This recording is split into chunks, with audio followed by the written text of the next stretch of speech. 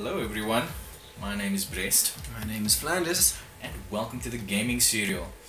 Yes, we have a special show for you today. Nothing in the current list of show items.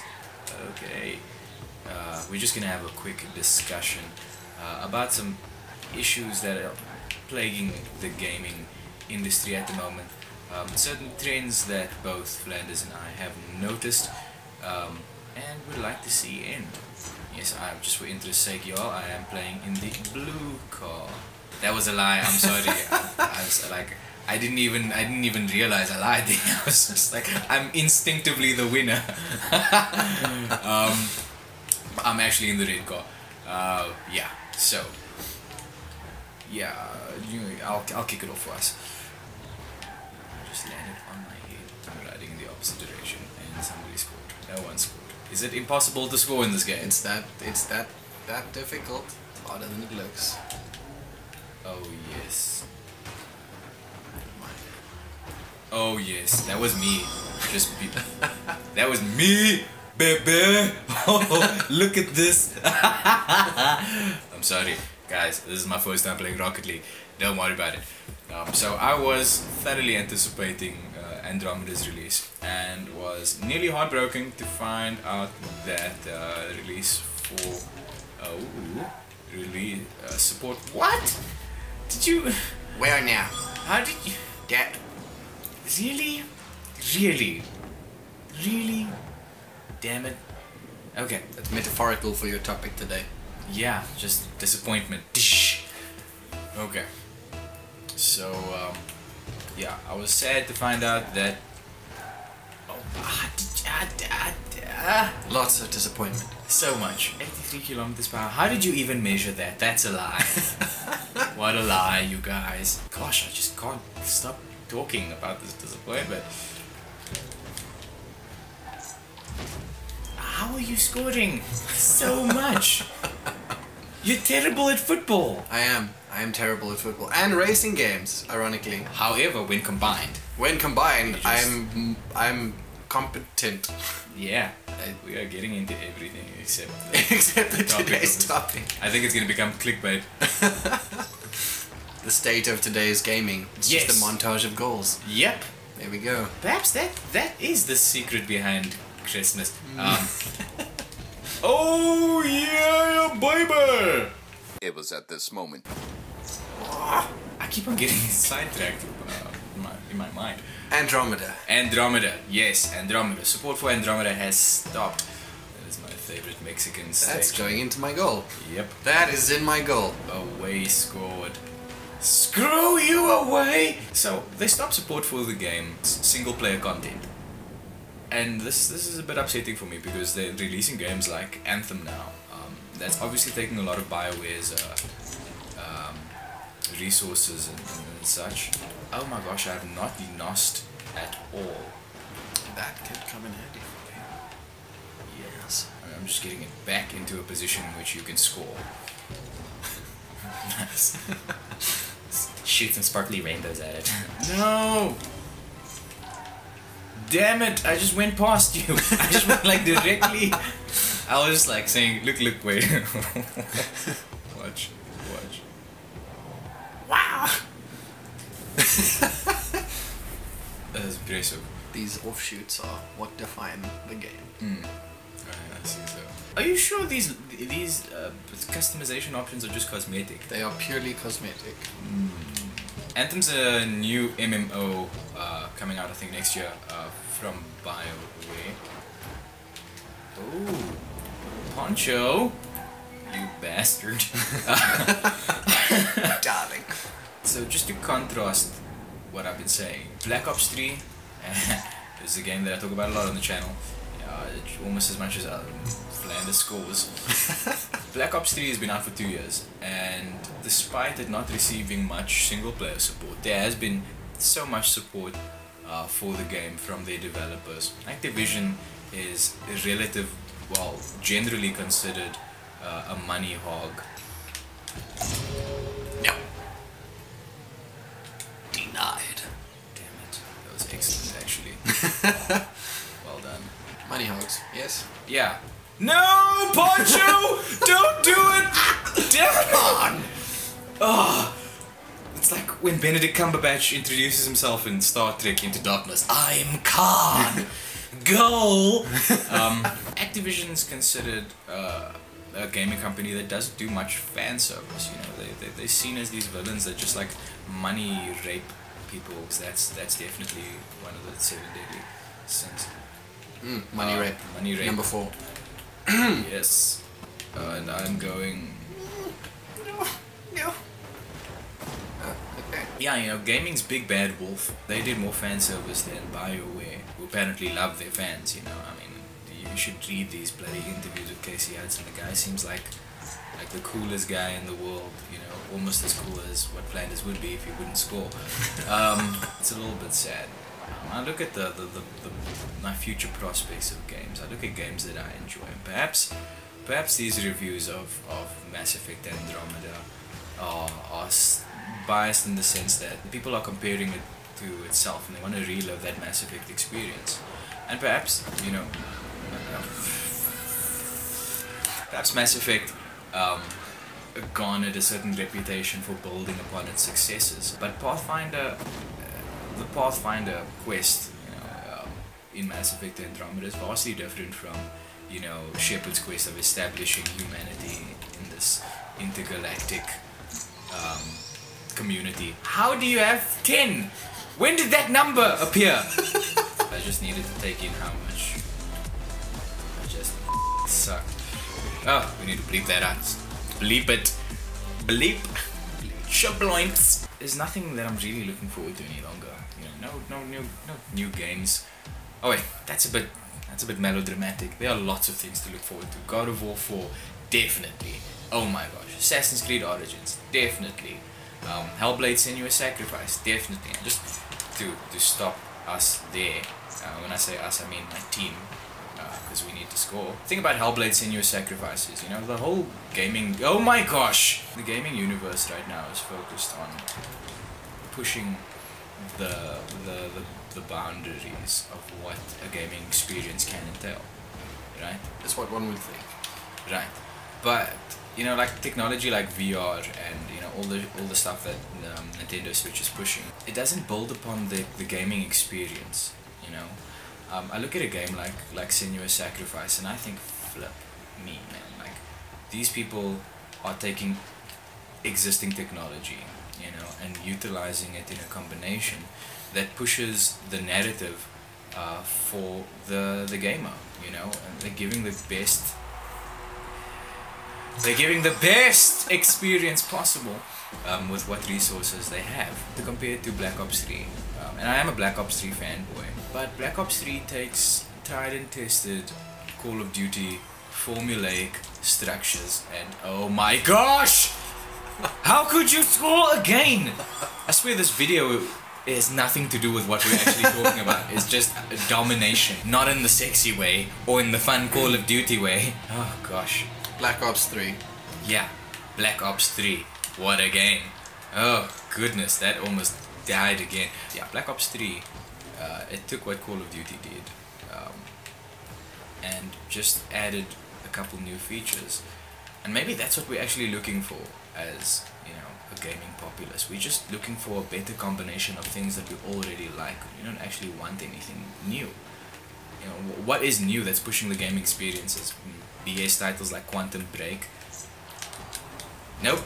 We want Rocket League. Football, racing, combining elements that we already love into results that we already hate. That's really just the structure of entertainment nowadays, right? We're mixing genres or concepts that are popular to get something that will attract different markets. Gaming's become such a powerful entertainment medium where, film was on top once. Hollywood has become this cyclical formula reproducing machine, and I think gaming is going into that territory already is there and is just headed further. You backflipped. I backflipped. Just like the gaming industry is flipping backwards. Yeah. Yes. Metaphors. Metaphors. Extended metaphors into games. Nice. Nice! Okay. Flanders will score. Ugh. Hope it didn't pick that up. I'm just like missing. Yes. That's the full experience of Rocket League. Missing. And just by a margin. Just that you've got it on par and you see the angle in your mind and it just doesn't deliver. It's not there. Okay. Oh no. That's a problem. It's no longer a problem. I think that in part this is where how Nintendo's popularity still stands. They've always kind of prided themselves to the point of it being a gimmick, you know, on innovating mechanics or technology to enhance a gaming experience. And although it's a gimmick, there's still some necessity behind what they're doing. Oh, definitely. You know, when you look at the resurgence of titles like No More Heroes, you know, not that you know, polishing a lightsaber, I mean charging a lightsaber is at the foray of you know, groundbreaking tech in the gaming world, but it keeps you immersed in the gameplay, and I think there's sort of a balance between innovation versus immersion that Nintendo has got, you know, on the ball. I mean, look at like game series like Pokemon. How has Pokemon changed? Ever? In what way? What, they added a gimmicky device, the Pokewalker? Oh my gosh, why? No, Kevin. I should not try new games on videos, guys. Like, that is a poor... Worked well for you in Mortal Kombat. Yeah, fighting games are a dime a dozen. Speaking of fighting games, I am so pumped for Dragon Ball Z Fighter. I just don't understand, like, why the games that I'm looking forward to most nowadays are titles that, you know, aren't the original titles. Let's call it a spade. Perhaps I'm just not playing the good games. Yeah, I'm not too sure, man. Thinking about No More Heroes now is an interesting example because, you know, where I just mentioned that. How did that even happen? You just mentioned that and you won. Mixing genres is the new popular thing, but I think there is room for that to be important to the industry as well. And No More Heroes is a good example of that. It breaks some degree of perspective. No More Heroes combines hack and slash elements with 8-bit games in between. Oh yeah, the mini games. Yeah, and I mean it feels completely original, you know, with all its bizarre attitude and everything. I think entertainment or commercial industries are confusing innovation and originality for genre mixing. Black Ops 3. Because we love to talk about Black Ops.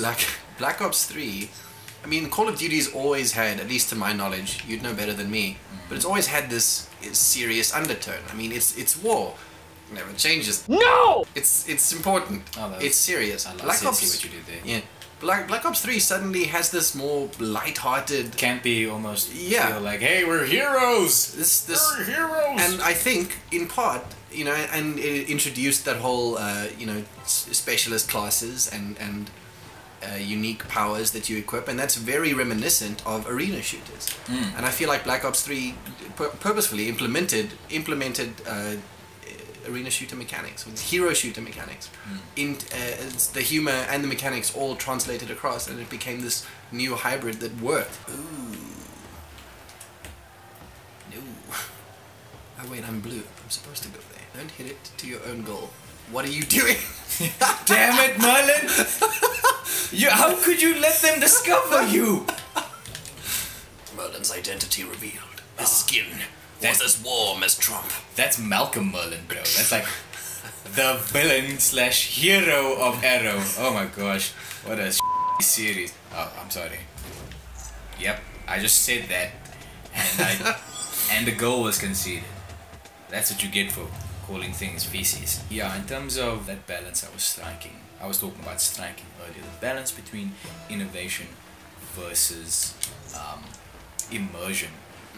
That's a difficult one, you know. Like, I mean, like right now, I'm so immersed in this gaming experience that I'm forgetting to talk about the majority of the content we talked about prior to the video. You know, I mean, I was talking about the current environment of the gaming industry, and here I am just randomly cursing TV shows that aren't really that good. So it gives credence to what I'm saying. I mean, here you have innovation by means of genre mixing and complete immersion. You know, I mean, just if you look at the psychology of the stage's layout, I mean, well, it's similar to Stanley Kubrick's techniques in the frames, where you know the contours of the buildings or the ships that Sigourney Weaver traverses in.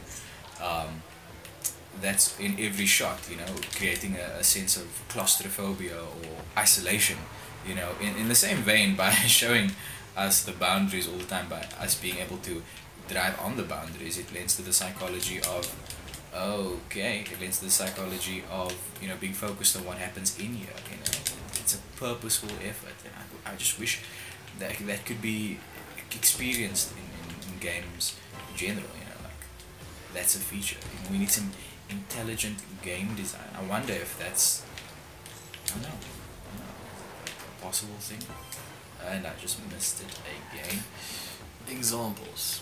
Can you think of any games which, you know, work as good signs for the future, implementing intelligent game design? Stuff that I've played that's new. That's a tough one. I don't think I've played a new title in a while. You know, but like perhaps just my playstyle that doesn't suit the developers' efforts over there. You know, the minimalist approach by Dark Souls, giving you extremely little story. You know, everything you discover in the game adds a little bit to the lore. Maybe more Bloodborne than Dark Souls, perhaps. You know, I think Bloodborne was a tad more vague with its storytelling, but because of that lack of you know, hand holding, which is something so synonymous with gaming nowadays, because of the lack of that, you could have just, oh my word, when did those other 2 goals come? Like, didn't you only score 1 goal? No! Damn it, Casper! Yeah, all the hand holding in Bloodborne, in other games nowadays, was such a lovely contrast to what I experienced in Bloodborne. I'm talking mostly in the way of AAA titles, you know, where you have button press combos that kill 1 million people, like in Assassin's Creed Brotherhood. Like, as soon as I learned I could chain executions, it was like, what? Am I an assassin? Am I still an assassin? I'm sure I'm not like Arnold Schwarzenegger's son or something. Like Chuck Norris and Arnie had like a weird man-engineered child. I don't know. I don't see much games doing that now. Perhaps, you know, I haven't tried enough VR games, or perhaps I'm just not playing the right games. But I'm not seeing such things applied. So my thoughts for the gaming future of the gaming industry. Perhaps, you know, it comes with a disillusionment of age. You know, I've been gaming for a very long time, and mostly it's been obviously for recreation, but just for selfish, you know, indulgence. Whereas now I seek to experience things, not necessarily for myself. Even if I receive a little bit of self-harm, like with how did that happen? Like with The Last of Us. Playing The Last of Us was not good for my soul. I need my gaming experiences to invoke a response. And there's definitely games that can do that in a fun, light-hearted way. But in the more realer context, we'll have to see. You know, I still need my Spec Ops The Line, or I don't know, something that's gonna make me think about all these goals that I'm conceding in a positive light. Very positive. Yeah. Yourself? Do you have any exciting prospects for the future of gaming? I find, technology branches so many different places. You know, it's it's not just the mechanics that we think of, But also, as an example, along the long wait to Kingdom Hearts 3, a story has still been unveiled, you know, despite us not having numbered titles or even proper spin-off games.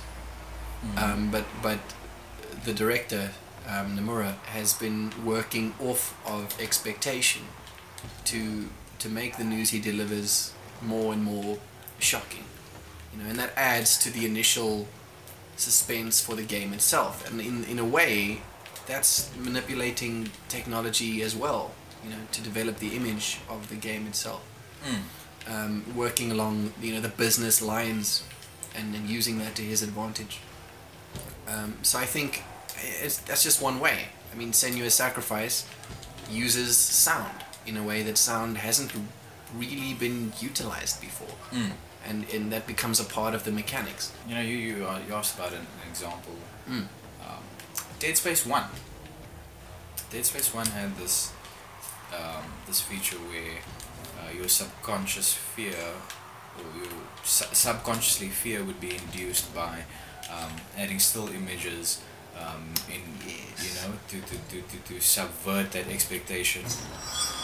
Oh my gosh, I scored. I don't even know how that happened. Well done.